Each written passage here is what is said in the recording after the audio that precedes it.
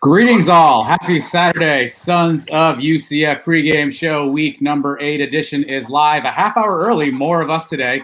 What more could you ask for in your life? Who are we and what are we doing here? We are the Sons of UCF pregame show, and we're happy to bring you hopefully some content leading up to the 3:30 kickoff between UCF and Cincinnati in the Bounce House. Who am I? I'm Adam. I'm one half of the Sons of UCF. And as always, I'm joined by my cohort on the Sons of UCF, Mr. UCF Mike. Greetings, Mike. How are you feeling today? I'm pumped up, man. This is the biggest game so far this year. Probably the biggest game we're going to get all year. So I'm ready to go. Senior day, last day in the Bounce House for a lot of these guys. So big Saturday. Mike looks pumped up. And another guy who's pumped up is a UCF broadcasting legend, the one, the only, Mr. Trace Strelko. Trace, welcome back for another week. How are you feeling today? A little anxious, also anxious watching Orlando City here in the waning minutes of the game. George and I have been cheering on Orlando City. You can see him decked out with his scarf and hat. I am excited about today's game.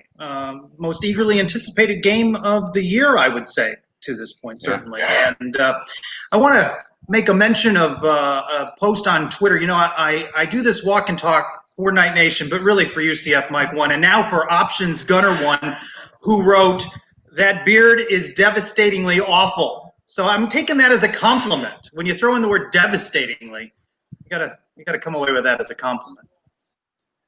Yeah, I can't listen. I have no room to opine. My beard game is nowhere near as solid as yours, but hopefully this game for the Knights is solid because, to your point, Trace, this is a big one. That's the one that we've been circling the calendars for as the season has progressed, and it is finally here. But we will get to that in just a few moments. Let's start back first with the last contest. UCF pretty handily, I think, beat Temple. Some folks unhappy with the way that game played out in the end, but again, it was a weird contest with turnovers and whatnot.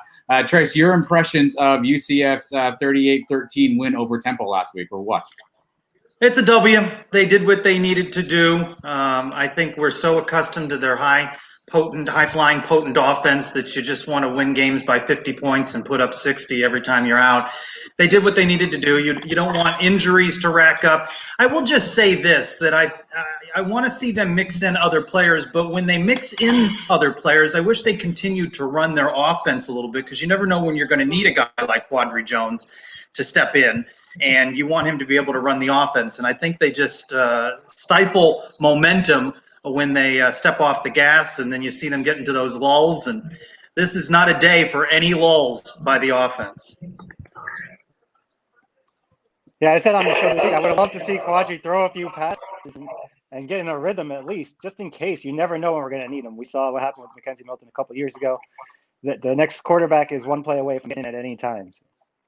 Speaking of Mackenzie Milton, how about that feature by Tom Rinaldi on ESPN? I think I was having a problem with both contact lenses because they were getting a little sloshy during that piece. Almost 2 years, guys, since that Black Friday showdown in Tampa, and it's amazing to see the recovery he has made. Another tremendous piece by Tom Rinaldi on ESPN earlier on game day. Yeah, I was looking at sloshy really quickly. But yeah, listen, I mean, I'm wearing my Hawaiian style UCF shirt in honor of KZ today. Obviously, this is what they're calling the final bounce. So I guess it's not necessarily senior day, but they're calling it the final bounce. Not sure if that's strategic because people have another year or how that's all working. But obviously for Mackenzie, this could very well be his final bounce. We'll certainly have plenty of time to debate that going on throughout the summer and whatnot. But Mike, I know when I saw the same thing that Trey saw that feature this morning, a couple of things stuck out to me. One, which was kind of revelatory. I don't think we knew, or maybe I just didn't know about the infection that he had suffered, and you saw some pretty gruesome pictures there. obviously you're an alum. You're someone who's deeply connected to UCF. I know you love UCF through and through. What kind of emotions did you have watching that special this morning with KZ? Yeah, I was about to say the same thing. I didn't hear anything about those infections, and he had said 3 extra surgeries that I guess they kept under the radar, and we're as close to the program as basically you guys can get. It was very emotional. That kid is, I've said it many times on our show, the best player we ever had. And he's won the biggest games we've ever played in. And he pretty much walks on water at UCF. I love him. I wish we could see him put on the black and gold at least one more time. Maybe next week against the Cows for a few series. But who knows what the future holds for him. We know he wants to be a coach one day. We know he still wants to play. And if he might end up playing somewhere next year, I mean, I wish him the best, as long as it's not obviously in few select places. You can't go to the Cows. You can't go to some other Florida schools. But we all talk about the places he could end up. And, maybe he ends up back in Hawaii. If he goes home, or maybe he goes to an SEC school that's being rumored now, maybe Mississippi with an old coach, Jeff Levy over there. He's got a million possibilities, every school's going to want to have him. So, I mean, I wish him the best, and hopefully we see him back in the black and gold, maybe roaming the sidelines one day in the future. So you wish him the best if he goes to certain places and not certain other places. Did I miss in that list Nebraska? Was that a school you mentioned, or did you leave them out? No, I mean, I could understand him going to Nebraska. I don't want him going to the Cows. I don't want him going to Florida or Florida State or Miami. I mean, Miami's any of these Florida schools. FIU, where you at? Are you okay with FAU, FIU? Or? Either one of those is actually close by to me. I could go by and I could watch some of those games in person. That might be okay. We don't play those teams, so it might be right. Trace, it always feels weird to talk about somebody's legacy when they're not yet done doing the thing that they will be known for, right? But where do you put KZ in sort of the pantheon of UCF football all-time greats? Perhaps the all-time greatest, right? They'll always have 2017. We know where they were heading in 2018 before the injury, and his recovery, the rehabilitation, his perseverance, the way he has been a role model for other players like Bam Moore, the inspiration he's provided to people all across the country who cheer him on, that cements his legacy with UCF. I dare say that whether he puts on the black and gold again, whether he throws the ball again for UCF, he has cemented his legacy as the greatest of all time. Yeah, it's certainly hard to argue that. I think certainly healthy debates will be had. But again, it feels weird to talk about someone's legacy when their legacy continues on. Speaking of legacy, Trace, we've talked about this last week. You were, I saw you active on social media this week with this same topic. Cincinnati coming to town, obviously a ranked team. And look at this. We have a head coach, Josh Heupel. And many people are wondering, is this game a legacy game for Coach Heupel? Obviously, there's a lot of different sides to that. I know you have been on the record of saying that he's had some time to prepare for this game. You want to see where he's at. But is it a stretch to say that this is a legacy game for Coach Heupel in his, albeit so far short, UCF tenure? Not for me, it's not. I know people say, well, he's had bigger games. Well, I think back to 20 years ago when UCF beat Alabama, and that was the biggest game that UCF ever won until it wasn't, and it took many years before that game was surpassed. So, yes, Coach Heupel has been in other big games, beating Cincinnati, College game day weekend, big game.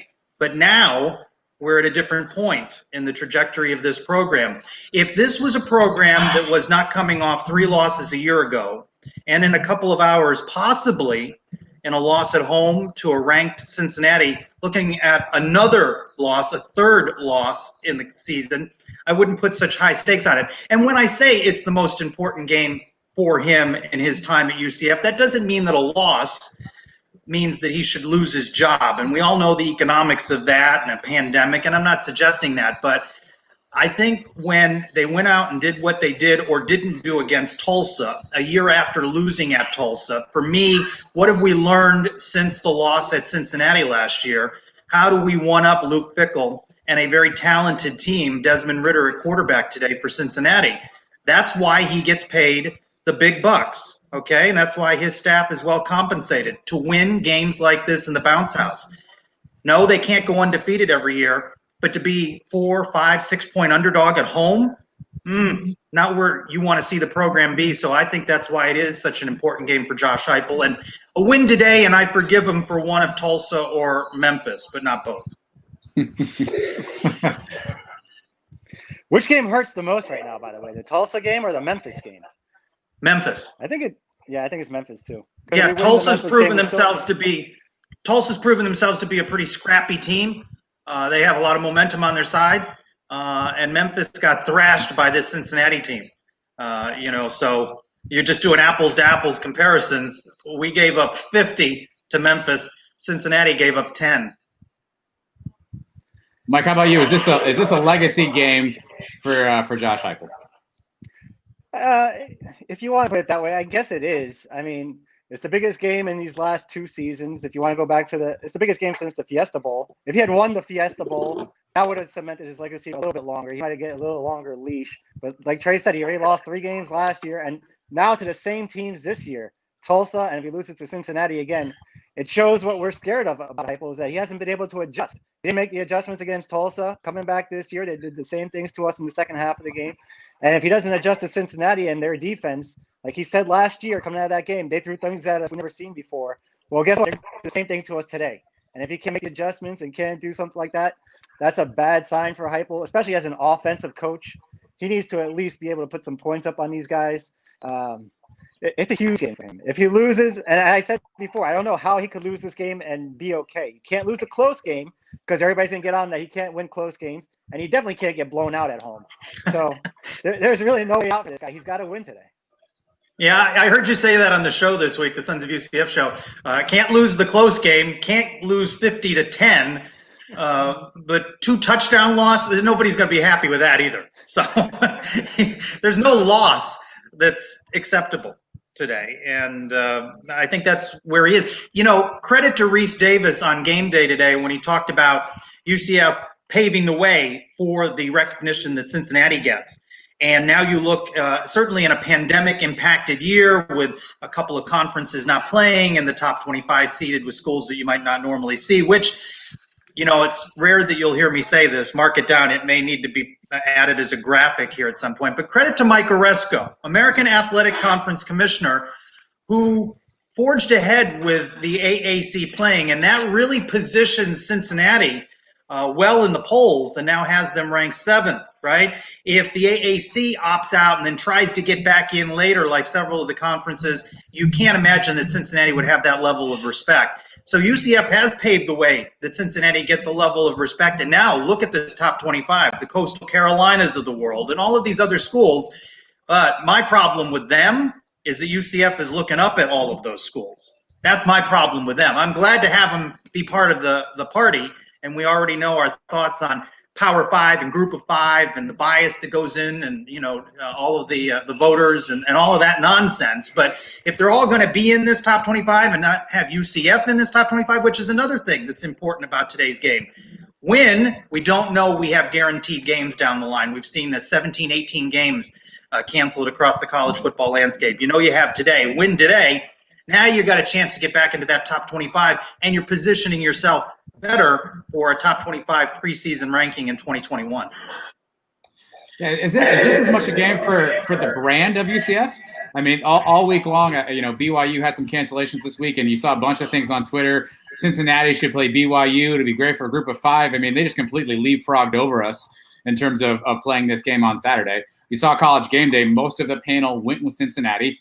Herb Street and Corso were the only ones that actually gave UCF some credibility. I will say that there was some conversation Pollock and Herb Street had about, specifically UCF being a great test for Cincinnati and being a good team and a tough team. And if Cincinnati can beat UCF, then they feel good about beating others, right? But do you think this is a game for the brand overall? Forget Heupel and, forget whatever his legacy is. Trace, is this an important just from another, just a stepping stone in terms of how UCF is thought about and how we need to get back to where that 2017 mentality was? What's another word for brand here? Relevance.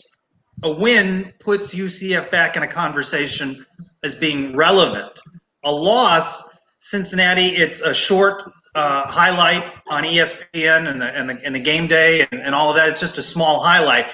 UCF wins, and it's rekindles in the casual fans' mind across the country. Oh, UCF. Yeah, we remember them. We know them. They may not have been a part of the conversation all season long, but yeah, that's the UCF brand that we know. So I think it's a question of relevance and keeping UCF in that position. This is a program that should be contending for a conference championship year in and year out in the rich talent base that is Florida recruiting. And this is a program that you've seen across many sports, across the whole UCF athletics, that is a consistent top 25 college program in all sports. And that's where this football program needs to be. Not 3 losses, looking up at several teams, no disrespect to a brand like Tulsa, but not looking up at a bunch of other schools. So I think it's very important from a position of relevance. We've never been more than 2 years out of the conference championship game in the American. We were in 13, we won it. 14, we won a share of it. 15, 16, we took 2 years off, and then we were back in at 17, 18. If we don't make it to the conference championship game this year, that's 2 years in a row again without being in the game. I mean, it's out of sight, out of mind for a lot of fans. If they don't see us in these big games, they forget about us. So this absolutely is a huge game for the brand. And to put our name back in as one of the top G5 teams. I mean, we hate the G5 label, but every year Boise's in it, and everybody gives credit to Boise. Cincinnati now is trying to leapfrog us. Memphis tried it for a couple of years. They took a step back this year, but we got to put our name back up there at the top of the G5. And right now, Cincinnati is at the top, and we can knock them off today. Well, not only that, Luke Fickell's done such a great job of turning around Cincinnati. And I know UCF fans like to say, oh, star rankings don't matter in a recruiting standpoint, but Cincinnati has recruited well, right? And that's why they put back-to-back seasons together like they have. And maybe the last time we see Luke Fickell, by the way, in a Cincinnati Bearcat cap and polo shirt. He may go on to some bigger things, but they have been landing highly rated recruits. And, the stars may not mean anything, but you do want those 4 and 5s when you can get them, and Cincinnati's proven that they can get them. Let's talk quickly about legacy and about last games, Trace, and again, final or last bounce, if you will. So a group of seniors, we anticipate this will be their last game. Again, I know there's eligibility stuff, but you think about guys like Otis Anderson, Marlon Williams, Greg McCrae, Richie Grant. Trace, how could you put into words, or I guess how would you describe the senior class that will potentially be leaving UCF this year? And, you hear that term last bounce because we don't know with the extra year of eligibility which of these guys will, move on to other things, perhaps throw their name into the NFL draft consideration. We may be seeing several guys for the last time. We'll be the winningest group, right? They come off of that 2015, and look at the seasons they've put together since. And even though we may bemoan, and I certainly have, 3-loss seasons, it tells you where the program is, that a 3-loss season is not considered as successful, certainly, as you'd like to see. For me, we're talking about the legacy of Mackenzie Milton. I love Otis Anderson. I love the way he's played. I love Greg McCrae. These are guys that are going to be cheered for years and years and years. You know what they say? They won't have to buy a beer in a bar. If you see one of those guys at Burger U or somewhere else, these are the kind of guys you buy a drink for down the line and thank them for their contributions in making UCF a relevant national brand. So hope we get to see some of them, if not all of them, back next season. But that there will be several that will be wearing the black and gold at home for the last time today. Look, these guys over the last 4 years, we've only lost 1 home game. And it was this year to Tulsa. 17, 18, no losses. Last year, no losses. They've been winners, and they've won a lot of big games in UCF history. We're talking about conference championships, Peach Bowl. These guys were here for it all. I hope some of them decide to come back just because I don't want them to leave, but I understand it. The guys that are going to the Senior Bowl, I don't expect to come back, guys like Richie Grant and those guys. But you heard this week, even Greg McCrae says he's not sure. He's going to think about it. And a day like today, I want to see nothing but McCrae and Otis in the backfield. I don't want to see a 3-man rotation at running back like we did last week. I understand that it was a different type of game, and you want to get Vontavious Thompson some touches in this. Today is McCrae and Otis in the backfield, and that's it. So, and it's their day today. It's senior day. It's their last day in the bounce house if they choose to. I want the seniors to go out as champions like they are. All right, we got our first guest here on the line here. I'm going to bring him into our conversation. You will definitely recognize this guy's voice as soon as you hear it. He is a contributor to the Black and Gold Banneret, and you know him as Eric Lopez, or Elo on Twitter. Eric, first off, thank you for hopping in today on the pregame show. Great to be here with you guys. You're doing a great job all season long. I figured to showcase in honor of you guys. You see, I don't know if you could tell, my little Dante Culpepper jersey. You know, you got to give us some love there, since Tracy were talking about Milton earlier. I'm also doing this for luck. I wore this jersey at an ale house in Oviedo back in 2013 when UCF knocked off then number 8 ranked Louisville to knock out the Blake Bortles game, the comeback from behind. That's the last time we've beaten a top 10 team in the regular season. Maybe we'll have a similar result today. Well, hopefully you watched it since then, Eric. But let's get to the important question, though. You just brought it up. How big a game is today in the pantheon of UCF and all the things we've been through? How big a game is today's game? I think it's a very significant game. I mean, this would be you're facing a top 10 team in the country, is in your backyard, is in your building. I don't believe they've actually beaten a top 10 team at home in the regular season. I mean, Houston in 2009 was ranked 12th. Remember, that was a significant win, but this would be blows it way more out of the water there. So I think it is a significant game from this standpoint. You win this game, you still establish yourself as the top team, the top program moving forward in the league that everybody has to go through. And Luke Fickell has even said that in media availability this week, that the conference has gone through UCF. They're the most talented team in the league and things like that. I think that mainstays if they win today. If Cincinnati wins today, then I think now you really could say that the league goes through Cincinnati until Luke Fickell leaves. And I think that's the biggest part. That's what's at stake today is UCF still the top dog in the league, or is this now a Cincinnati league? Either way, I think the cool thing about this, guys, is we're seeing a rivalry here develop between Cincinnati and UCF here before our eyes.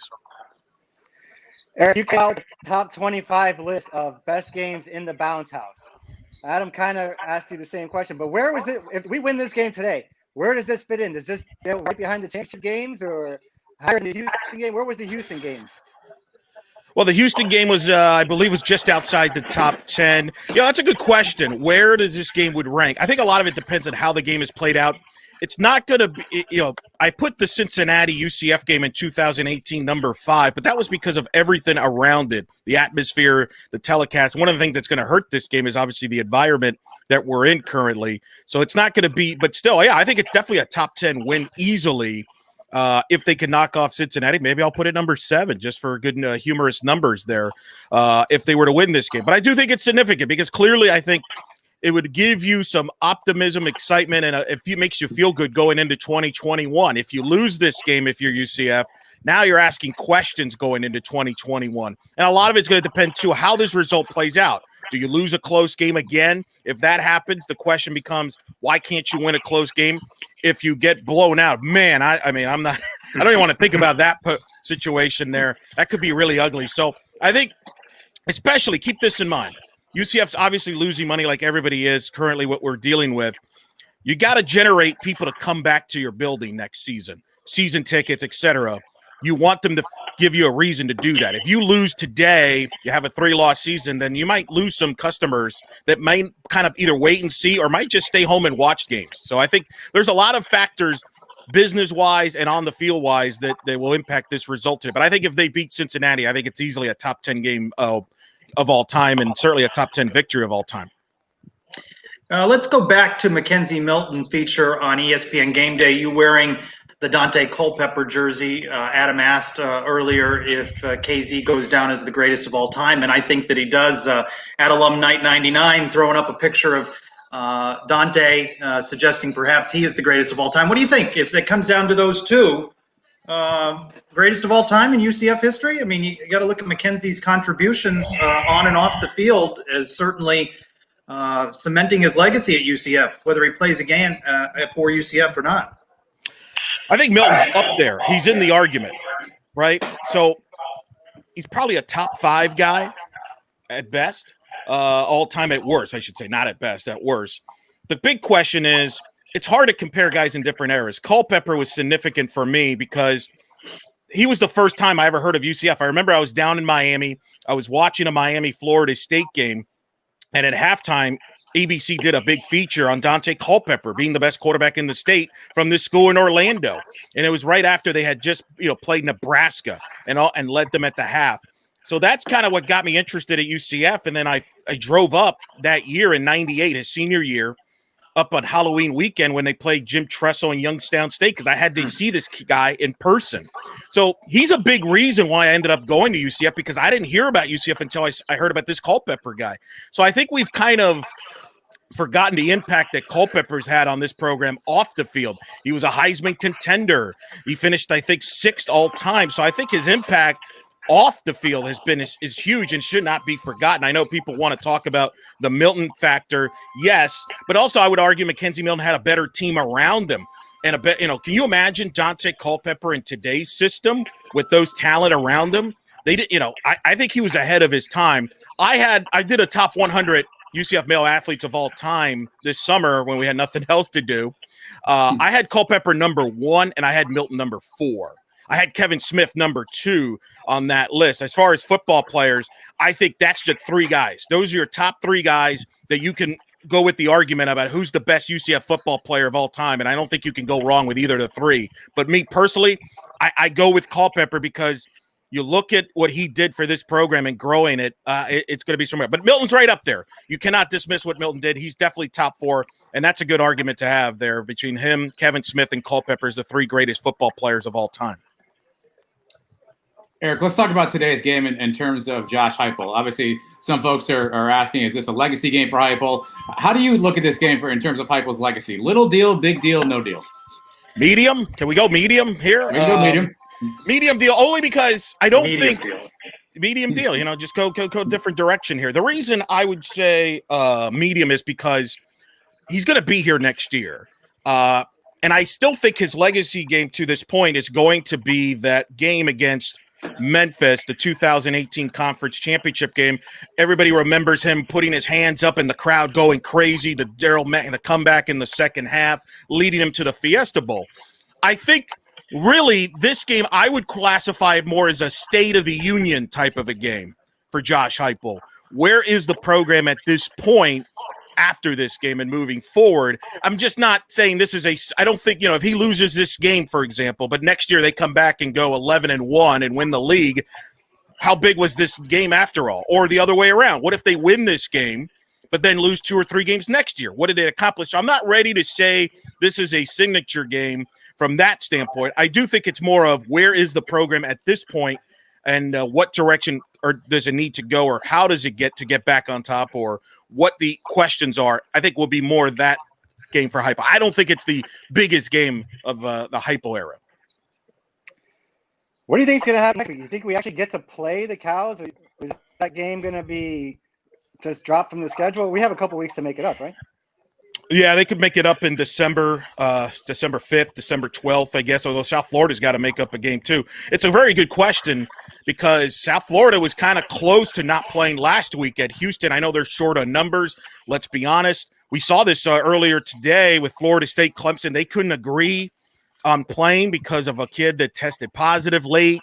So I think I definitely have my questions whether this game gets played or not. I hope it does, because UCF should, gets an extra game and wins that game. But am I 100% confident about it? No, I don't think anybody is. I'm not confident about any game until the kickoff kind of happens this year. I think that's the approach to have. And really, we've been fortunate that from a UCF standpoint, they haven't had an interruption up until now, whereas a lot of programs have had interruptions. So I feel like I think that game right now, I would 50-50. I hope I'm wrong. I hope they play it in Tampa there and get it out, because it would feel weird if you make up the game in December 12th, let's say, and there's nothing at stake. Like there's no conference implications. Like who's going to be excited to play that game on both sides at that point? I have questions. So I hope it gets played, but there's questions about that because I'm not sure where South Florida is from a roster standpoint going into that game, if they'll be able to suit up there. So today's game, let's assume that they kick off at 3:30. Keys to the game. What are you most looking to in anticipation of a UCF victory? What will it take today for UCF at 7:30, 8 o'clock, whatever time the game ends, to come out of the bounce house with a victory? Well, hopefully they'll get better officiating than Orlando City has gotten in the last 20 minutes of this soccer match here. Yeah, Trey. you're not kidding. They're a man down, and there've been a lot of yellow flags. But I'll digress there. Although Sean Johnson, shout out to him, goalkeeper for New York City FC, UCF, former goalkeeper. So a couple things. Red zone. Go back to last year's game. UCF got to the red zone at Cincinnati 6 times, only scored 1 touchdown. Cincinnati's one of the best teams in the country in red zone defense. They've only given up this year. Teams have gone to the red zone against Cincinnati's defense 19 times. Cincinnati's only given up 6 touchdowns, 30%. That's one of the tops in the country, top 10 in the nation. UCF has struggled in the red zone. I know you guys have talked about this on your show, about their issues at times in the red zone offensively and even some conversions there, especially kicking game, etc. So that's one part of the game. Third downs. Get off the field or stay on the field. If you're UCF's offense, you want to stay on the field. Cincinnati's been 31% defensively, third downs. UCF in the 40% range. They got to be solid to help their defense. Cincinnati offensively, 52% conversion rate on third downs. They stay on the field. UCF, my concern here, if Cincinnati converts third down, get the running game going, they can wear down UCF defensively in the second half and keep the offense off the field. That's a big concern. So that's a second category to kind of follow. And then turnovers is obvious, but yards per play is a stat that I'm going to keep an eye on today. UCF's one of the best in the country. They're averaging 7.2 yards per play. The school record is 7.5, which was the 2017 offense. Cincinnati defensively is one of the best defenses when it comes to yards per play allowed, 4.1. During the Josh Heupel era, UCF has had 2 games this season where they have given up they've averaged less than 5 yards per play. That was the Fiesta Bowl against LSU, 4.1 yards per play, and then 4.4 against Cincinnati last year. I think the team that ends up closer to their average in that category will win this game, because for UCF, that means they're getting chunk plays against that defense. Whereas if UCF's averaging in the 4 yards clip, they're playing on Cincinnati's terms defensively, which is we're not going to give up the big play. We dare you to go 12 plays, and we don't think you could score a touchdown on a 12-play drive against us. So that's the chess match between both sides. And I think those categories I just described are keys. UCF has to win at least 2 of those 3 categories to win this game. Eric, today is termed the final bounce. Again, we don't know who's coming back, who's not coming back, right? Extra year of eligibility. Assuming that the players that we know to be seniors, true seniors, do not come back to UCF next year, describe this senior class in your mind. Where do they rank for you? How special has this class been for UCF? It's a senior class that certainly, when you think about it, is part of the group that helped turn the program around. I mean, think about 5 years ago. If we were doing this show, we would be all depressed about a winless season, wondering if the program will ever be competitive again. And here we are. We're like, man, we're disappointed with a 2-3 loss season. So that these guys helped turn this around, where the expectations are where they're at right now, which is, top 25 conference championships. And this group certainly helped it. And guys like Otis, seeing them play, among others, they were part of that group that helped turn it around and make this offense exciting.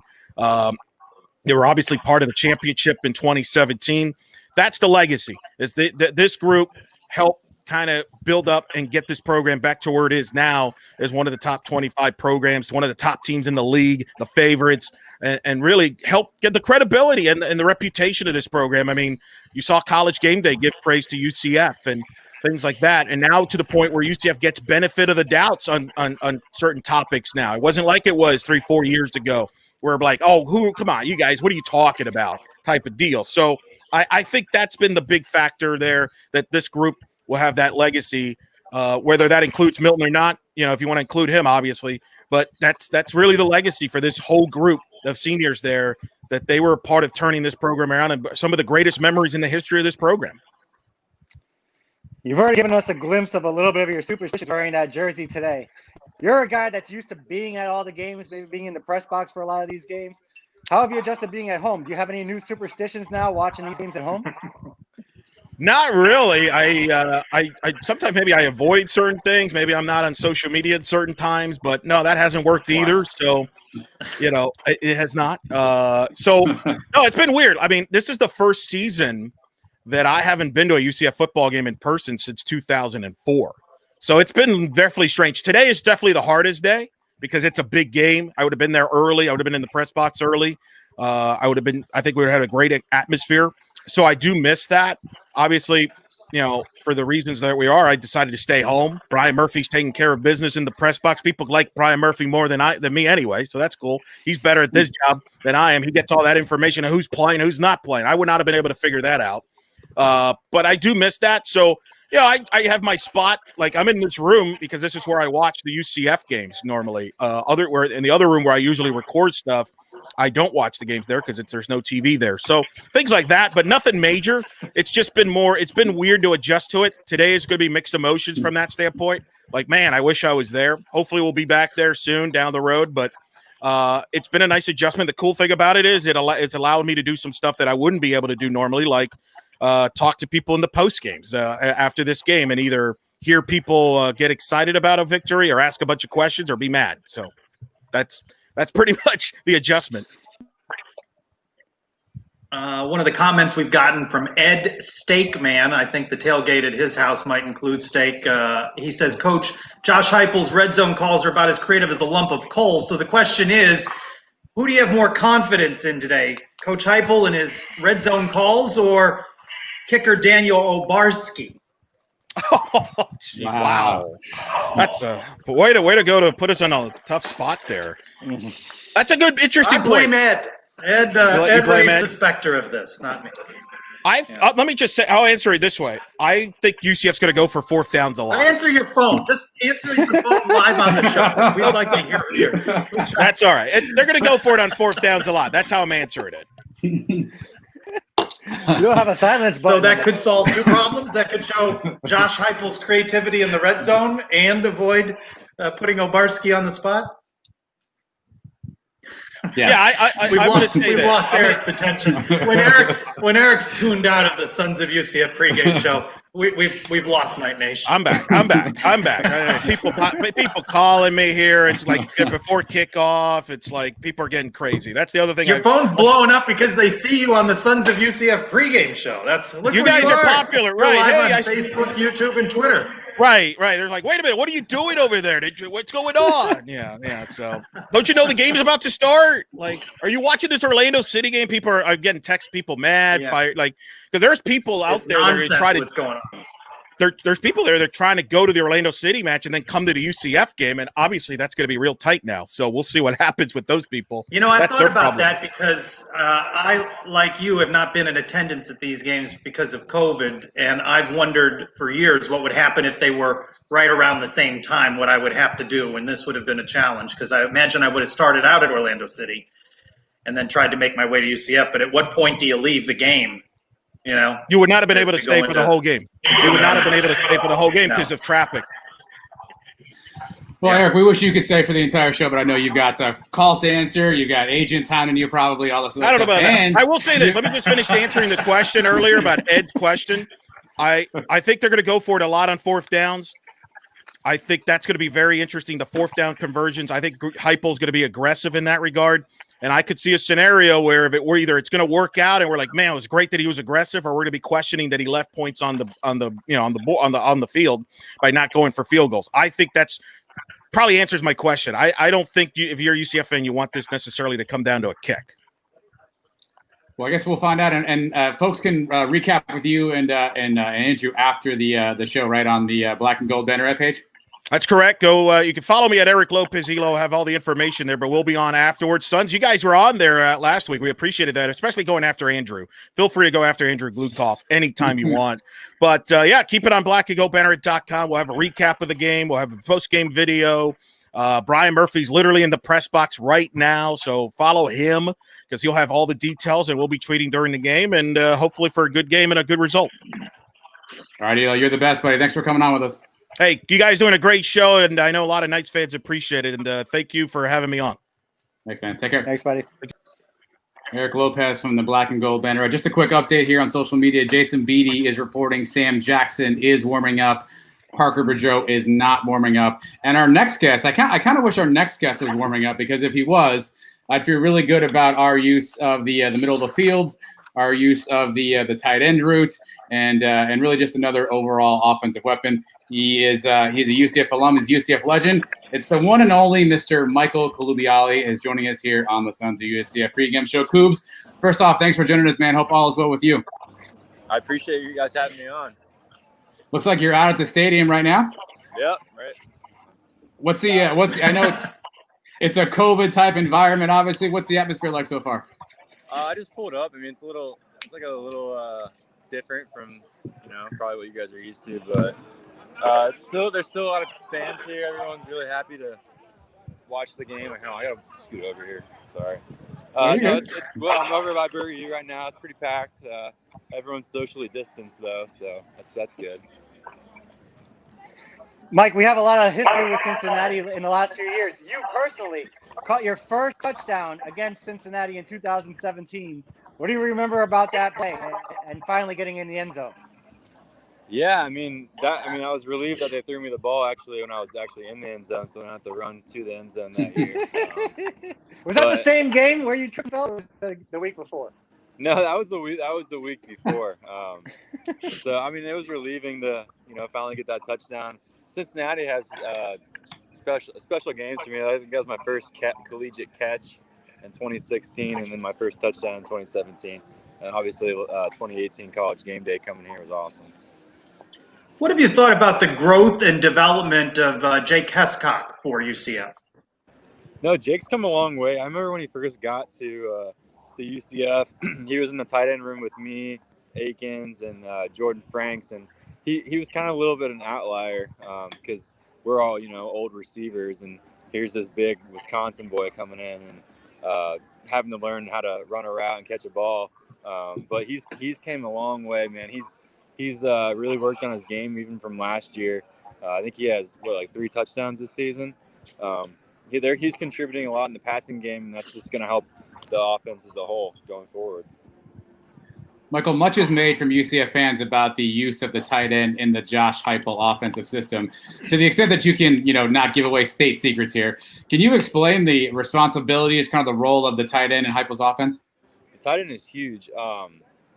Honestly, besides the quarterback, the tight end has to know basically the same thing as the quarterback. You got to know protection schemes. You got to know what protection you got to run in the passing protection, who you're blocking in the run game, even all the routes. It's very crucial. I mean, Heupel uses his tight end as a little bit as a fullback, but he can split you out wide, and he can catch some balls down the middle of the seam. You never know what you're gonna get from the tight end. It's very critical in the offense. You obviously played in a lot of big games at your time at UCF. What's the feeling like in the locker room before a big game like this? Does it get a little quiet? Are guys anxious, nervous? How's everybody feeling? Yeah, I mean, everyone's just dialed in. So what you have to do, it's a little quiet, but I don't think there's a lot of nerves going wrong. Oh, no, there's no doubt, I'd say. All the guys, very confident of what they can do and what they're able to do, and just they're going to go out there and execute. It's the calm before the storm right now, and I think these guys are going to be ready to play today. ESPN earlier with quite the feature on KZ and how he continues to battle back from injury. What does that guy mean to you, and what do you think he means to Knight Nation and the country? Man, what an incredible story. I mean, that kid, I can't say enough good things about Mackenzie. Our friendship goes back to when he first came on campus.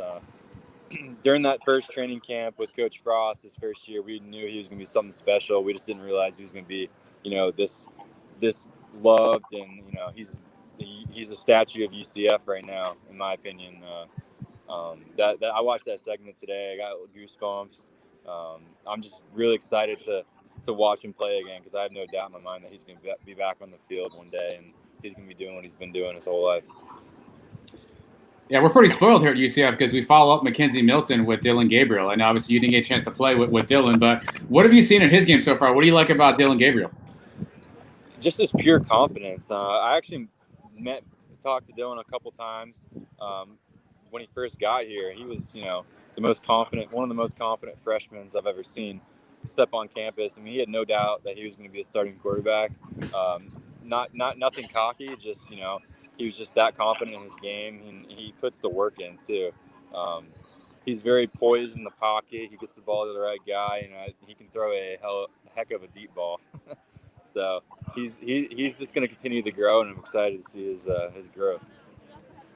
I know you're still close with the guys on the team. Have you spoken to any of them this week? And what's the feeling like? Have they given you any feeling of coming into this game? How they're feeling about it? Confident? I speak to Jake Hescock quite a bit. He's confident. Obviously, Cincinnati is a very good team. They have a really good defensive line.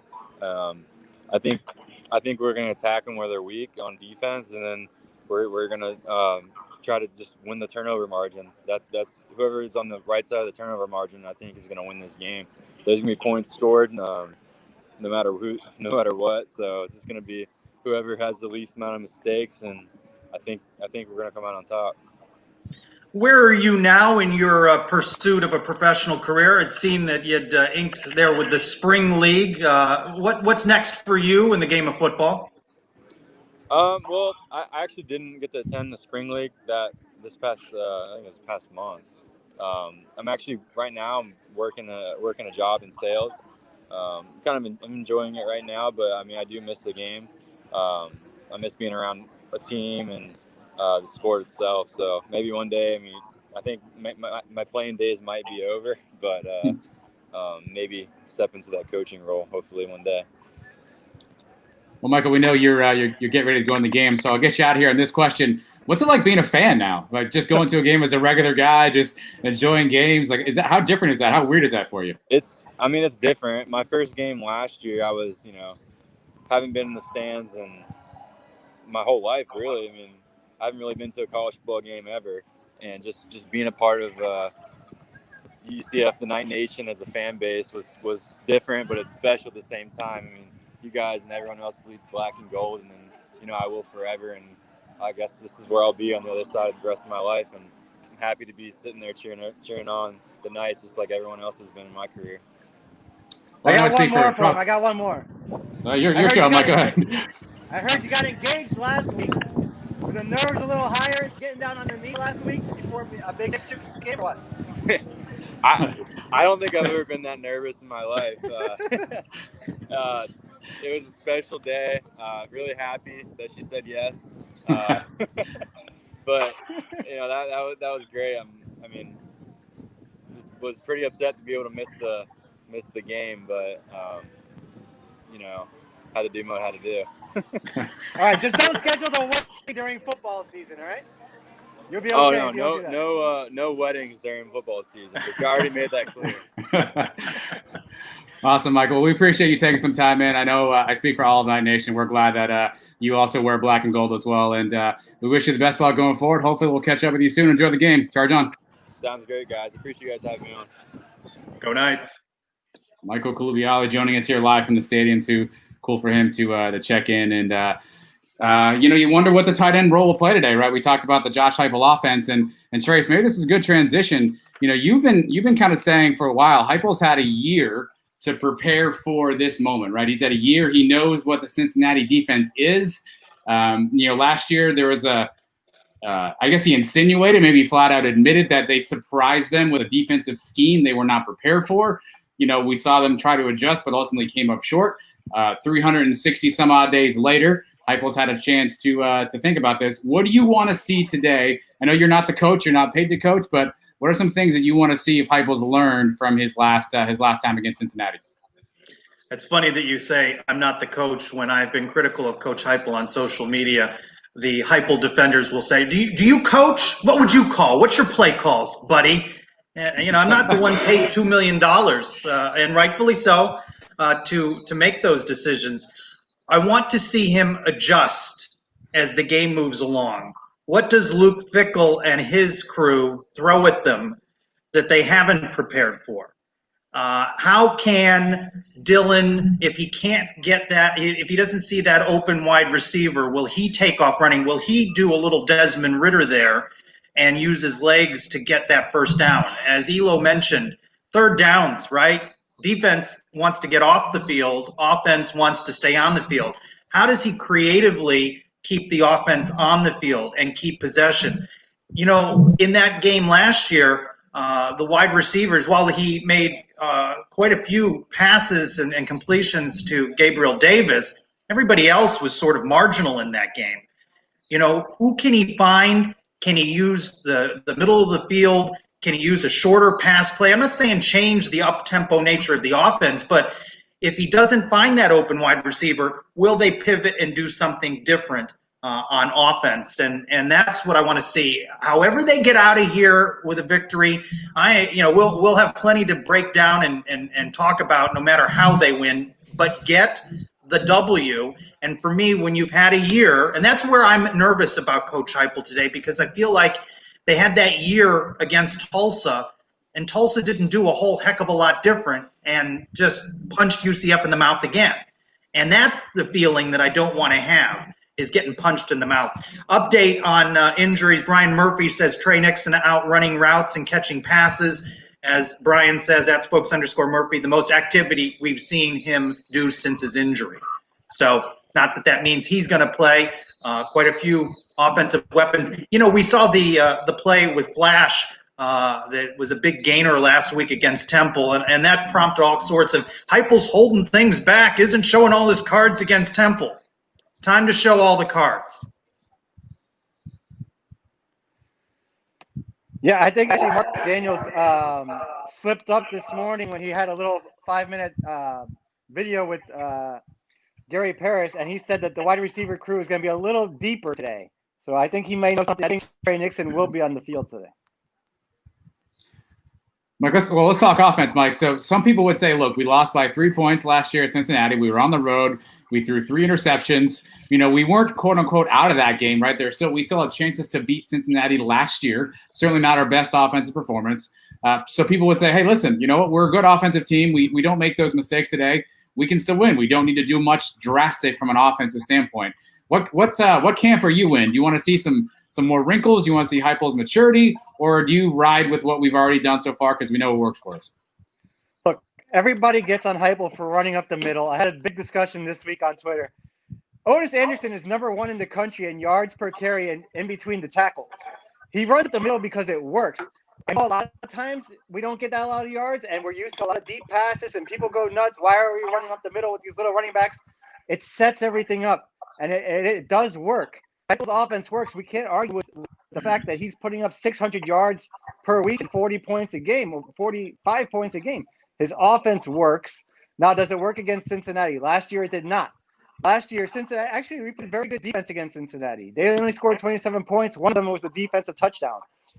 If we can play the same types of defense, I think this game comes down to, Kalubiali said it, whoever makes the least amount of mistakes and whoever can respond to adversity. There's going to be a point in this game where maybe Cincinnati takes a lead. Maybe they have a few big plays in a row. Remember in 2018, they scored the first touchdown of that game. They sacked Mackenzie Milton. He fumbled. They recovered in the end zone for a touchdown. Well, the team bounced back after that. We dominated the rest of the game. 2018, the games against Memphis, down big, down 17 points. The team responded. These guys were in those games. These guys know how it is to be in adversity and to respond from that. How do we respond today? Because it's not going to be just we're going to whip them from beginning to end today. I would love to see it. I don't think it's going to happen. At some point, Cincinnati's going to punch us in the mouth. How do we respond to them? By the way, the Orlando Sentinel reporting heavy downpour at the bounce house. Does that continue during the game? Is that a factor at all? I don't recall there being rain in the forecast for the game, but raining right now. Well, yeah. How does it impact? Obviously, we saw. I think it was the Tulsa game, right? The weather was not favorable, right? So I think Mike speaks to the running game. Needs to be stout for UCF, obviously early on, and set up the passing game. But to me, this is an opportunity for Dillon Gabriel. I mean, while he's played well, and I think he's well on his way to having one of the best careers at UCF in the quarterback position. This is a chance for him to get his signature win this week as well. You could argue Stanford was there as well, but Trace, what do you want to see out of Dillon Gabriel today, and what do you think he needs to produce in order for UCF to come out on top? Much like I would say Cincinnati, speaking of Desmond Ridder, is keep the team on the field. Convert on third down. Use your legs to pick up a few yards. I'd like to see him do a little bit better in the middle of the field in the short passing game. No one's throwing a better rainbow than Dillon Gabriel right now. But if that wide receiver is not open and that pocket begins to collapse, how does he respond? So not taking anything away from Dillon Gabriel. He is tremendous. He's establishing himself in the annals of UCF greats, but how does he grow his game in facing the AAC's top defense? This is a stout defense. They are not giving up more than 20 points at all this season. I like UCF's chances to score more than 20 and possibly win the game. But you're going to, I think to Mike's point, they're going to be ups and downs for both teams. How do they respond? And I want to see how Dylan responds. He mentioned the Tulsa game as one that he had circled, and then, of course, we saw the outcome, and that's not all on him. But his performance at Cincinnati was not strong with 3 picks last year. How has he grown his game, limit mistakes, limit turnovers, and how can he keep plays going, either through short passing game or using his legs to pick up a first down? Mike, let's transition quickly. We spent a lot of time on the offense, but the defense obviously has stepped up as well the last couple of games, right? We saw them play really well against a Houston team. They played really well against a Temple team. Obviously, this game's a whole different matchup. We know, to borrow a phrase from you, we know Ritter has legs, which is helpful. What do you want to see out of the UCF defense today? What role do you think they need to play in terms of UCF coming out with a victory? Yeah, coming off the best 2 weeks of the season on defense. But remember, we were playing a Houston team without their best wide receiver, Marquez Stevenson. And we played Temple last week without their starting quarterback, Anthony Russo, and other starters. So this is obviously the biggest test of the year. They have to stop the running game. That has to be the number one priority. I don't even mind giving up a couple of long passes early in the game, as long as we just focus on the run, because that is Cincinnati's strength. Stop Ritter. We cannot let him convert these third downs with his legs. I don't think he's a great passer. He's a good passer. He's okay. Make him beat you with his arm. Yeah. I don't, put the young kids out on an island if you have to. Stop the run. Dokes up the middle. Ritter running around the option. That has to be the number one priority today. Take away their strength and make them beat you with the passing game. If they beat you that way, then they beat you. Yeah, you mentioned it, Trace. Yeah, you can react to this comment. This is from Mile High Night on Twitter. Today's game versus Cincy isn't as much on Heupel as it is on Randy Shannon. Mm-hmm. What are your thoughts on that? It's on everybody, first of all, and I think that the defensive challenge is not letting Ritter beat you with his legs. I think Mike pointed it out well. But when this team has struggled in the red zone and has not converted on turnovers, I think there's some pressure on the offense as well. So I'm not ready to put it all on Randy Shannon. I think it's clear what Cincinnati's game plan, what they want to achieve. I agree with Mike. Desmond Ritter's not going to be your strongest passer in the league. We're looking at the strongest passer in the league in Dylan Gabriel. If you can force him to beat you through the air, you like your chances better. So it's clear what Randy Shannon's job is today. And, since the changes that have come that we lamented, we didn't know what the impact would be. We've seen young guys, Corey Thornton and others, step up. And they're going to be tested today by the 7th-ranked team in the country, a team that's 7-0, but a team that has picked up most of those wins at home. And even though it won't be a full bounce house, it is still a home game for UCF, and Cincinnati hasn't played often on the road. So it won't be as loud as you'd like it, but you know that the fans in the house will be loud, and UCF's defense is going to need all 11,000 plus of them on their side today. Well, a couple of quick updates. You saw our friend Cossack Advisor mentioned this in the comments. Jason Beatty reporting Trey Nixon is warming up in full pads. And so it sounds like things are trending in that direction. And our friend Halftime Paul chimes in here. The stadium is wet and getting busier. So to your point, Trace, there obviously are some showers, some inclement weather along the way too. Let's sneak in a quick trivia question. This is a UCF Mike special right here. So here is today's trivia question. The last ranked opponent to beat UCF in the regular season is who? Who's the last ranked opponent to beat UCF in the regular season? Make sure you leave your answers in the comment. We'll try to find some time to circle back to that later on. Obviously, we have a lot going on today, a lot of moving parts in today's show. So we'll make sure we get back to that. But leave your comments in the section there. Trace, staying on the field for a second. Special teams, an area that we've all gone, oy vey, what is happening with special teams today? What do you, I guess? How do you approach special teams today if you're Heupel? I think Eric talked about we just go for it on 4th down. What do you think? How do you think Heupel's going to manage, the old Barsky situation? Do no harm is what I ask of the special teams. If you're not going to be special, if you're not going to return a punt or a kickoff, don't give up one either. And you know, I think as Elo pointed out, what does Coach Heupel do? You know, if it's a 40-yard plus field goal attempt, I think they are going for it. And you know, I get a little concerned about Obarski when he misses an extra point too. You know, it's not these 41-yard field goals as game's expiring. You know, it's an extra point. By the way, my attention is severely divided as we are now in PKs here in this Orlando City game. So if you just see me, I'm not having an epileptic seizure. If you just see me twitch to my TV, okay? So I want to see what Heupel's confidence level is in Daniel Obarski, and I think 40 out, it's not there right now. So do no harm, and we may need good placement on some punts today as well, because you know, with a stout defense like Cincinnati's, you can expect some stops on the part of Cincinnati. So what can your punter do to get you out of a situation? Hey, we saw a glimpse of Ryan O'Keefe last week on that kickoff return. Something like that would be huge. He doesn't have to return it for a touchdown, but get us out to midfield maybe on one of these, set up short field. That would be huge. And like Trey said, don't give up anything. No, don't give up any big returns, and please, no penalties, no personal fouls. The Obarski situation is what it is, man. He's an average college kicker. He's gonna make some, he's gonna miss some. I don't know what to expect when he goes out there. If the game's on the line and he has to kick a game winner, I'm probably going to bed early. I don't know. I don't have confidence in it. You'll end up in the closet, perhaps without clothing. My wife informed me today that I have to go out to dinner at 7:45 after this game for her parents' anniversary, so I don't think bed is an option. But I'll be very upset at that dinner time if Obarski misses a kick to lose this game. Hopefully it doesn't come down to that. You know, don't let it come down to one play is what was the main thing. I mean, we say there's one big play in every game, but if you do what you have to do throughout the course of the game, there was 10 other plays we could have put that Memphis game away, and it shouldn't have come down to the last kick. Exactly. Don't let it down to a kick today. Put them away and take care of business early on offense and defense, and hopefully special teams is not what we're crying about tomorrow.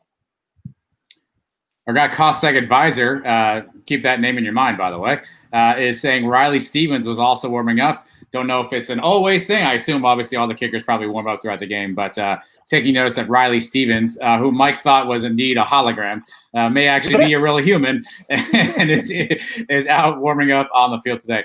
Let's get back to that trivia question. We had a couple of people with some answers pop in the Chris Marazzo here we had no, Chris Marazzo does not have it. Actually, oh, no. I think it might be the wording. Mario has USC. I think he means South Carolina. And Chris actually went 2016 Houston, excuse me. Nelson, 2016 Cows. I don't know about that one. The correct answer is Michigan. Ranked number 5, and we traveled up to the Big House, not the Bounce House, the Big House in 2016. That was game 2, I think, of the Frost tenure. And they whooped us. They whooped us pretty good on that one too. So Eric Edwards is the Cows. I don't think got ranked until after they beat us. Maybe that might have been 2016. Maybe they ended up ranked and after their bowl game. But Michigan is the correct answer. Okay, this is Mike's question. So if this is incorrect, not that I'm trying to throw a teammate under the bus here. You know, there's no I in team. But there is an I in Mike at UCF Mike 1. And that I may have been incorrect. Mike has another trivia question. Let's just get that out of the way now. Let's see. Last top 10 team to visit the Bounce House is who? Trace, I know you know the answer, but last top 10 team to visit the Bounce House is solid who? Questions. I enjoyed you debating my question, the Final Jeopardy question on the Sons of UCF this week. Threw a little trickery in there for you. See, that's the sort of creativity I'm looking for head coach Josh Heupel. A little trickery there, a little creativity. Trace, can we get a Orlando City update, by the way? Where are we at? Yeah, NYCFC missed their first PK. Orlando City's made all 3. So 3-2 right now, Orlando City on PKs. All right, so Trace is feeling good as Orlando City on PKs. Tracy, you can only pick one today. Orlando City or UCF win. Who you got?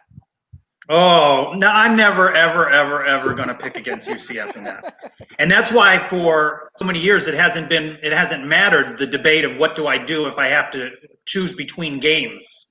So I never really spent much time on it. Today would have been painful because I imagine I would have left. And but the way the game has gone all the way to PKs, I would have made it from Orlando City Stadium all the way out to UCF, and I could have watched it on my phone going along. No, always UCF. Always UCF. You can lament that at a later time, though. Hopefully things continue to hold.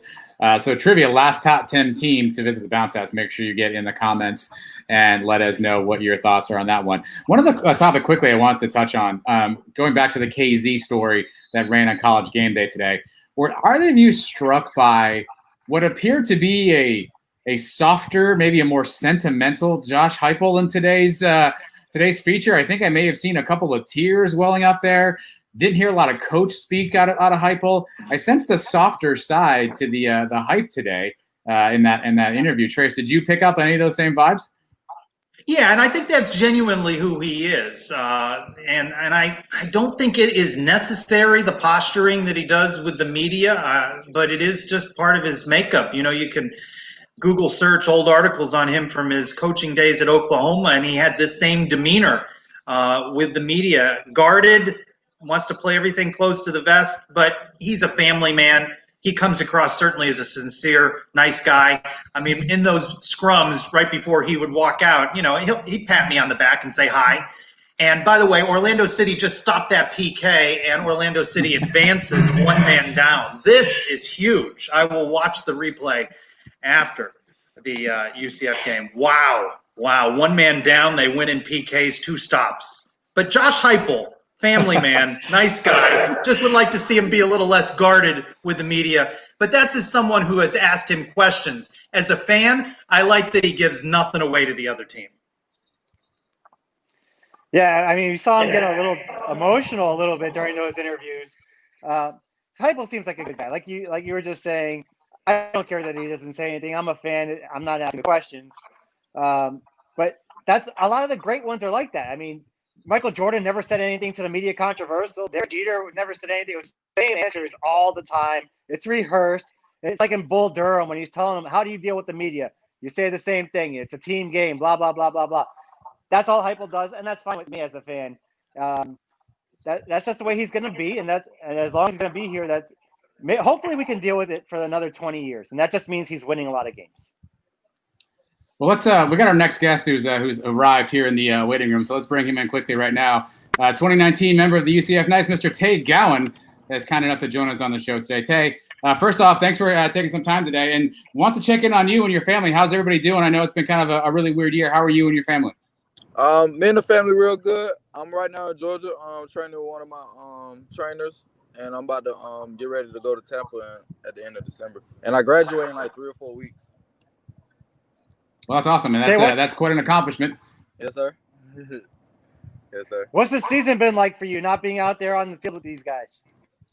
It's been real hard for me because guys keep coming to me for advice and things like that, and it's just me missing football because I've been doing it all my life. So it's like, man, this has been a real hard time for me. So I gotta stay prayed up and just make sure I finish school strong at this moment. Tay, I follow you on Twitter, and you speak often of your faith. How has your faith really carried you through difficult days? Like I was saying, I always knew God, but like me being in a position where I feel like I had no one, and just to turn to God and how He was able to turn my life around in a matter of a year or 7 months. That just woke me up to like even believe in more, like, yo, God is really real and when you talk to Him, things in your life can change. So at that moment in JUCO, that's when I knew, like, that's when I really found God. But I always knew God, but when I say I found him like I had an understanding of how things work in life. Well, so you spent 1 year at UCF. Obviously, you chose UCF out of JUCO. Hey, why did you choose UCF? And was it everything you thought it would be? Yes, sir. It was everything I thought it'd be. And to be honest, the real reason I chose UCF because I thought Neville Clark was leaving, and I was for sure gonna be the guy that take his spot and step up. But he ended up staying in it, and I guess everything happened for a reason. Tay, you played in that game last year when we lost to Cincinnati. Our defense played pretty well that night. What was the game plan going into that game?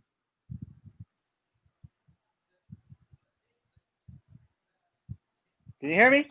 My bad, I lost connection for a second. I said you played in the Cincinnati game last year. The defense had a pretty good game, shutting them down. I mean, we only gave up 20 points on defense. What was the game plan going into that game? Just to stop their run game. We weren't too worried about the receivers, just to stop their run game. That's all that was our game plan last year. Something similar today, you would imagine, right? Yes, sir. Stop the run game. If we stop the run game, we good. I believe in our secondary. Even I'm not out there. I still believe in them guys. When you saw the news a couple of weeks back of some notable names on the UCF defense no longer a part of the team, what went through your mind when you saw those guys not going to be a part of the end of this one?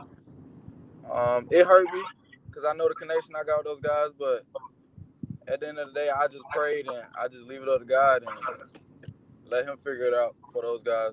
But I was hurt like everybody else around the world. I was hurt. So give us your assessment of the young corners UCF's playing this year. Devontae Brown, Corey Thornton, Justin Hodges. Some young guys have come in, played pretty well. What have you seen from those guys when you've watched the film? I seen toughness, man. I seen guys coming from high school, stepping up like a big role and being on a big platform. I really salute those young guys. And those are the guys I was mentioning that come to me for advice and stuff like that. So I'm very proud of those guys for stepping up because I gave them the message before what was going on and the whole situation with the COVID thing. And they knew my situation and they knew they had to step up. So I believe in those guys and I'm excited for them. Like, it's only the beginning. It's only the beginning for them. Say, what have you been doing to stay in shape and stay ready for the draft? I mean, I take the year off. Did you have any concerns that they may have a bad influence on some of these scouts and maybe it would hurt you in the draft or no? Like I said, I've been training every day. I don't post it all the time, but I train every day with my trainers. I've been going to different spots to look around. Like I recently just signed my agent, so I believe I'm in good hands. I believe I just stay prayed up and wherever journey that takes me out, like in the NFL, whether I go first, second round, or undrafted, whether I just need an opportunity to show the world what I can do, and I firmly believe in that. So I just want an opportunity. Earlier on ESPN, a game day feature on Mackenzie Milton, who continues to battle back and show what he can do. What sort of inspiration is he to you? A big inspiration. That's like a big brother to me. One of the first persons I talked to when I got to UCF. And a little thing about Mackenzie, he tell me he loved me every day in the locker room. Every time I see him, he listen to my music. Like, that's my brother. Like, his mom and I got a good connection. She do a lot of things for my daughter with support and be there like prayer and all type of things. So I love them, man. That's my family right there. I love them. See, a lot of people talk about Coach Heupel kind of being close to the vest, but one guy we do not hear a lot from is Randy Shannon, your defensive coordinator. What can you tell us about Randy Shannon? What kind of coach does he like to play for? Randy Shannon is a really great coach. I think he's more of a understanding guy. Like, he'll understand a guy's situation and pull him to the side and talk to him.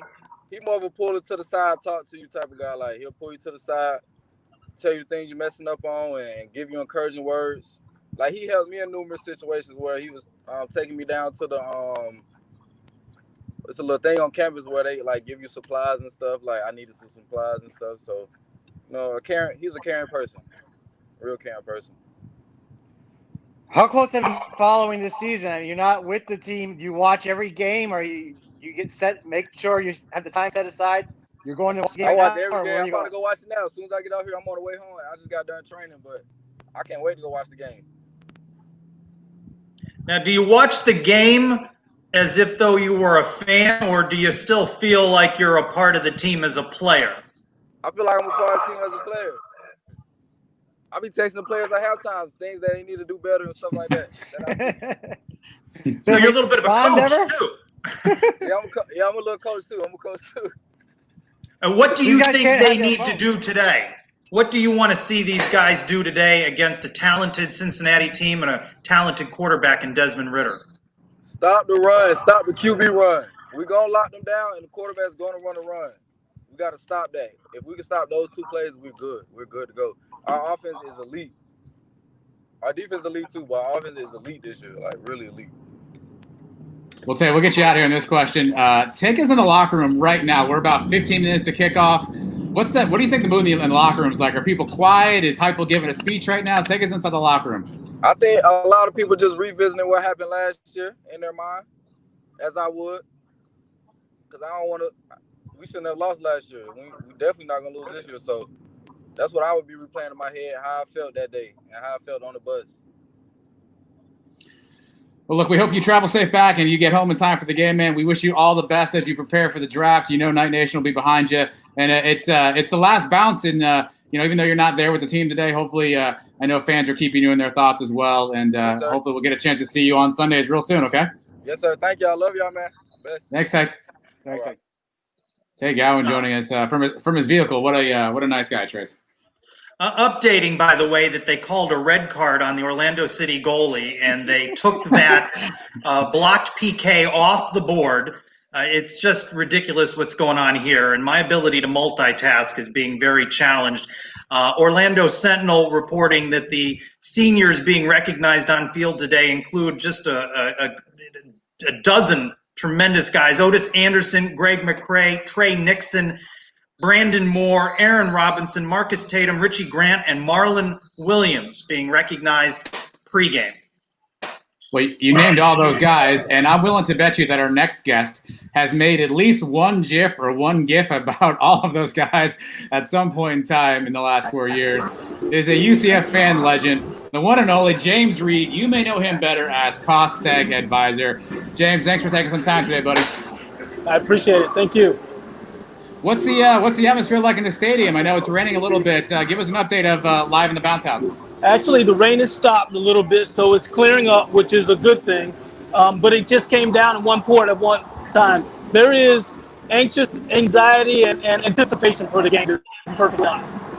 There, you can sense it with everybody walking in, the Cincinnati fans as well as the UCF fans. Cincinnati fans do not appear to be confident about this. They're worried. Just like the UCF fans are anxious about it as well. James, where are you sitting for the game, and who are you going to the game with today? I'm in 226, so right next to the cabana. I like the second level. I like seeing the whole field. So right next to the other side, not the rich side, but the poor side of the tracks, right next to the cabana. I like the second level too. I think you see more of the place develop that way. That's exactly me. As I moved from first level to second level years ago. James, I have enjoyed following you for years on Twitter. You're a true delight, and you have broken down what you think are some keys to this game this week against Cincinnati, and you in particular pointed out what you want to see from Dylan Gabriel. Talk a little bit more about that, what you'd like to see him do today from an offensive standpoint. I think third down is the key to the game, like Mike mentioned earlier. And so in some cases, he just got to move the chains, right? And take what they give him. He won't have enough time always for the play to develop downfield. Take the middle, take those short screens, just move the chains, stay on the field. That to me is key from Dylan's standpoint. This also becomes his signature win from his career. He's not a stat stacker. This makes him the winner that we all believe that he is from that standpoint. James, we had Tay Gowan just as you were on as well, and Tay was talking about the need to stop the run, specifically the QB run. Yeah. Who are some guys on UCF's defense that you think need to step up if we're going to win today to make that happen? Ultimately, my view is there's got to be a spy on Ritter, and the best candidates for spy is going to be, you got to change it up a little bit, but Eric Gilliard and actually Richie Grant, because they're both tough, they tackle well, and Ritter's famous for really just getting people on leverage. And so Gilliard, based on last game, as well as Richard Grant, in my mind, are probably two good candidates. It's got speed, they're tough, and they tackle well. Can you give us a sense of how many people are there? I don't think it's sold out. I don't think we sold 11,000. Does it feel like there's a lot of people in the stadium?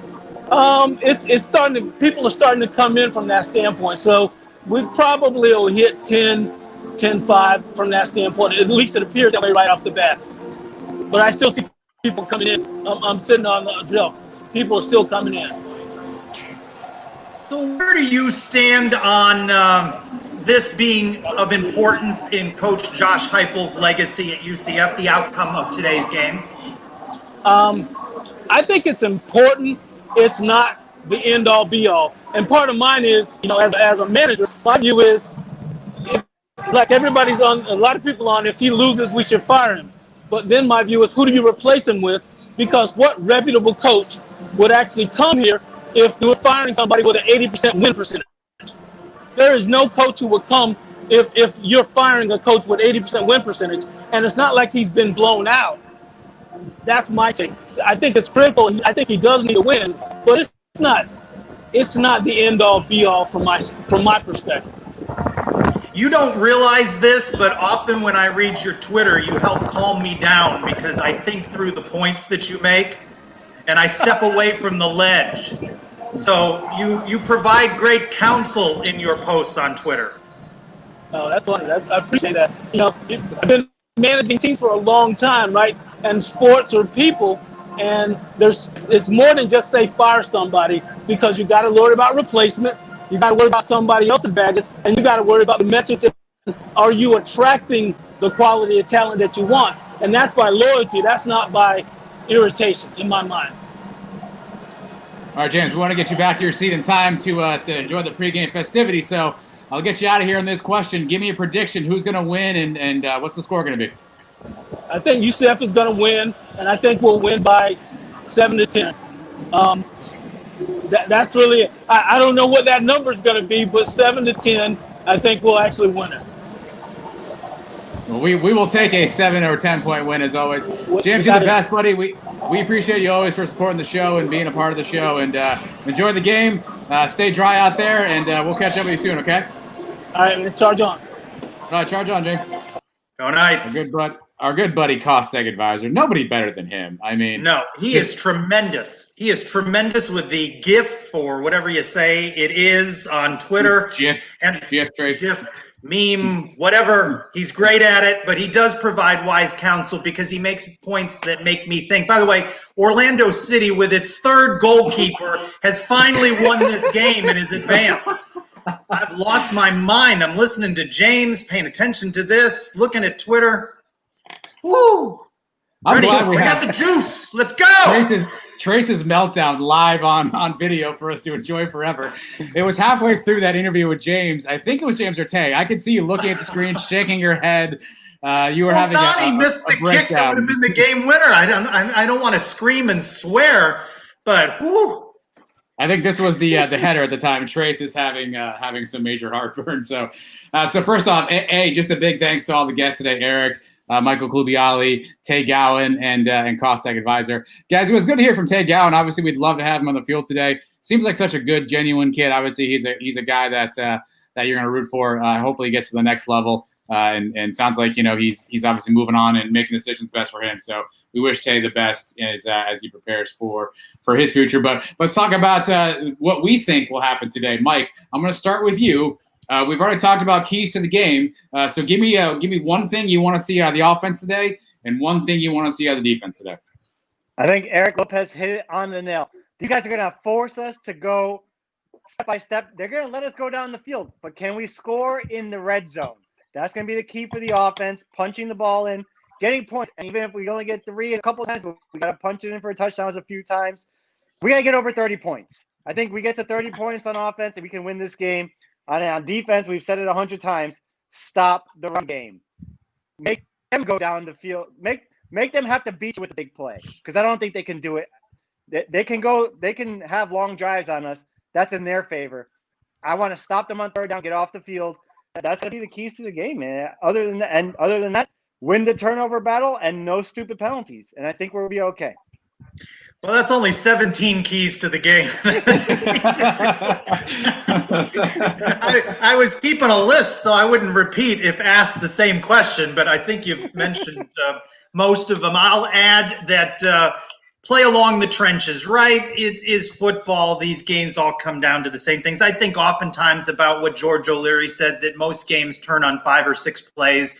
As was mentioned earlier, we remember Daniel Obarski's missed field goal against Memphis and the subsequent meltdown, but there were other moments to win that game. By the way, if you score 49 points, you should win the game. So there were other things. You don't want a couple hours from now us to be reflecting on the couple of plays, missed opportunities, points left out on the field. To Elo's point, if they forego going for a field goal and then don't get into the end zone, do we look back at those points left out on the field as coming back to haunt us? So protect DG.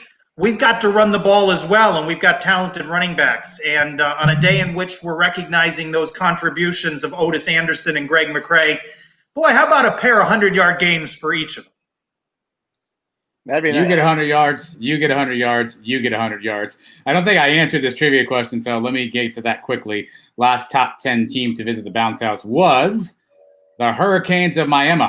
In 2009, they were the 9th-ranked team when they visited the Bounce House. All right, let's do it, guys. Predictions sure to go wrong. By the way, if you're following along on ESPN, Coastal Carolina is leading by 4 with about 1:30 to go. So this one's winding down. Should be probably a small delay, I would guess, in terms of the UCF kickoff. It's usually around 3:36, 3:37. So hopefully we'll have plenty of time to get everyone out to the game here on ESPN. Mike, predictions sure to go wrong. Kostak has us winning by 7-10, but he won't give us a number. Mike, give us a number, buddy. Who's going to win? What's the score going to be? Put it on paper now. I've been saying it all week, man. I know we're all nervous. This is a big game. Everybody thinks it's going to be a close one. Guess what? I think this is the Dylan Gabriel come-out party, just like his daddy did to BYU 30 years ago.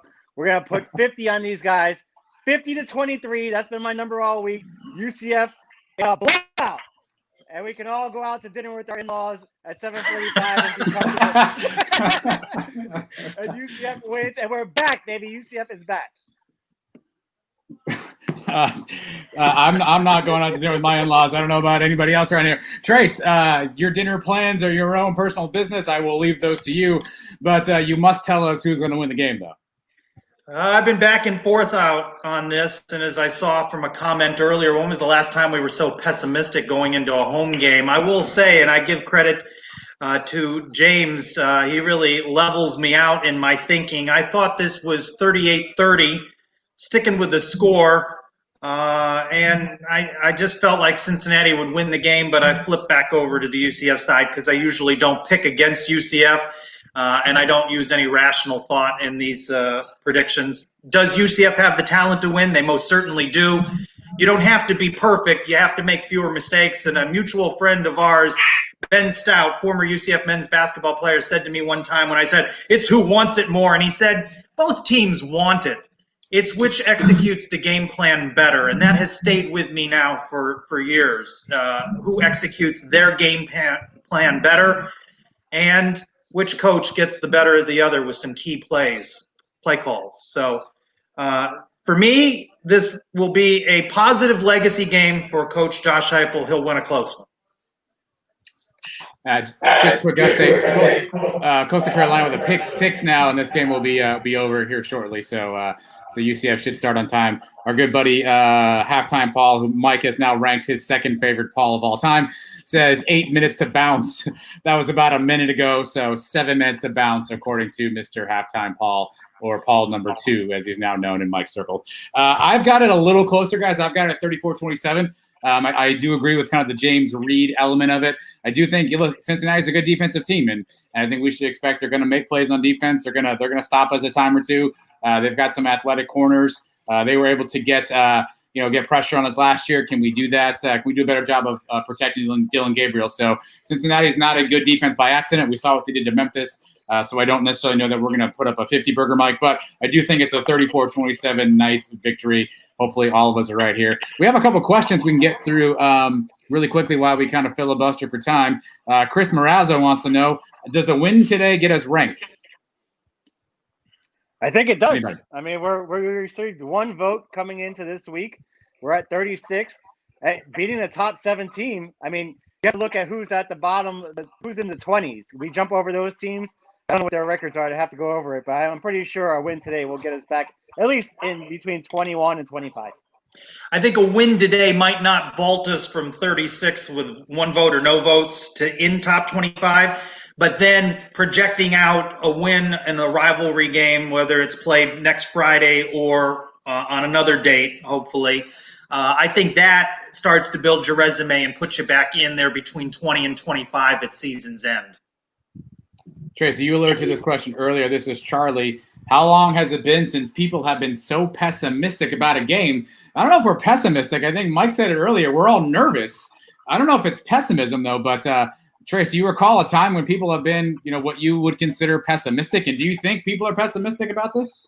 I'd say 2016, right? Coming off of 2015, where you don't win any games. You don't go into every game in 2016 with a great level of confidence. And there were some heartbreakers in that year, the Maryland loss, the Temple loss, and it conjured up some feelings from Night Nation of some painful last-minute losses. So I'd say it goes back to 2016, and that's back to tipping our hat to the players that are recognized before the game today, and hopefully ball out today during the game. The contributions they've made that we lament 2 and 3 lost seasons when we're not that far removed from over seasons. And that shows you the progress of the program. But again, why a win today on ESPN, knocking off a top 10 team at home, regain our mojo, remind everyone the American goes through UCF, not through Cincinnati, Ohio.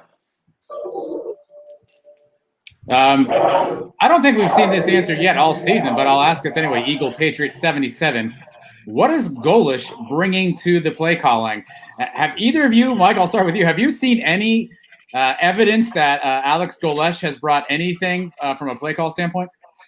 Look, his title is just a title. It's all it is. Heupel is the offensive coordinator. We've all known that. And, I mean, he was supposed to incorporate the tight ends a lot. We've seen glimpses here and there with Hescock. Today would be the day. We want to throw a couple balls over the middle, a big play to Hescock. Kalubiali, we had on the show earlier. Remember his big play against Memphis? 3rd and 17 or whatever it was. We need 1 or 2 of those to win this game, but I don't think Golesh really has much involved in the play calling. I remember getting brushed back by Coach Heupel in a media scrum when I talked about the contributions, asked him about the contributions of Coach Lebby to the offense, and he was quick to point out that he wished Coach Lebby well in his next stop, as if though to say, perhaps Coach Lebby didn't contribute as many offensive play calls as we were led to believe. So I think it's still Coach Heupel's game plan, and Coach Golish has introduced us to different recruiting territories that we'd not previously been in. By the way, could do a whole show on that. We're not that far away from early signing period, by the way, in the midst of COVID and everything else. Recruiting will be back at the forefront soon enough. That German pipeline is coming in strong these days. Let's evaluate this one. Libby's ear or Tay Gowan's eye? Who do you got, Trace? I'm going off the board with Elo's phone. The reach down for Elo's phone.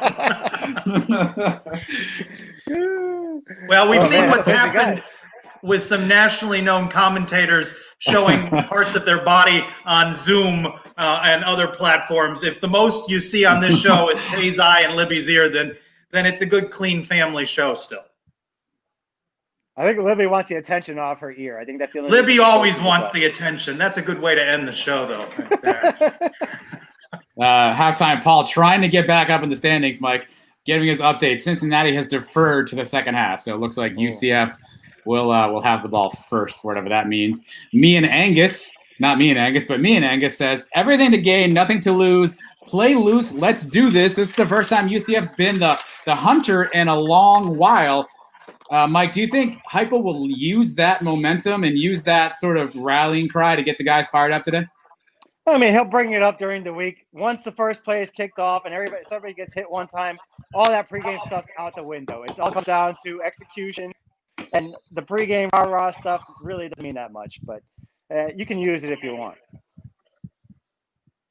Trace, hunted? Do you think that's a topic of convo in the locker room? I hope it is. I hope that Coach Heupel and his staff used it this week. They've always talked about being the hunters, and now It's a little bit of a different feel with Cincinnati. Home game, regain the mojo. Luke who? Turn it around. I don't want to hear about Cincinnati anymore. Send him back, send him to the Birmingham Bowl or wherever they might end up. And which is a whole other topic of conversation of how a loss today might not be Mike Oresco's favorite moment because it takes him out of that New Year's Day bowl situation. But this is our league. This is our league. I'm tired of all this Cincinnati talk. Nice team, great, good for them. I don't want to hear about it anymore. Hunt, take prey. Well, here's Are we about to kick everybody, off or what? 'Cause I got it. Let's go. They probably moved it to ESPN Plus, Mike. It's probably you got to dial it up on ESPN Plus to see it. It's on ESPN News right now, kicking off right now. Total Leather. The game has started. We will shut up. Everybody enjoy the game. Thanks for joining us again this week. Bye, Mike. Follow us on everything. Sons of UCF. Chris Rocco. See you guys later. Go Knights. Charge on. Bye, Mike. Oh, my goodness. That's funny. I missed the first two plays last week because you jacked.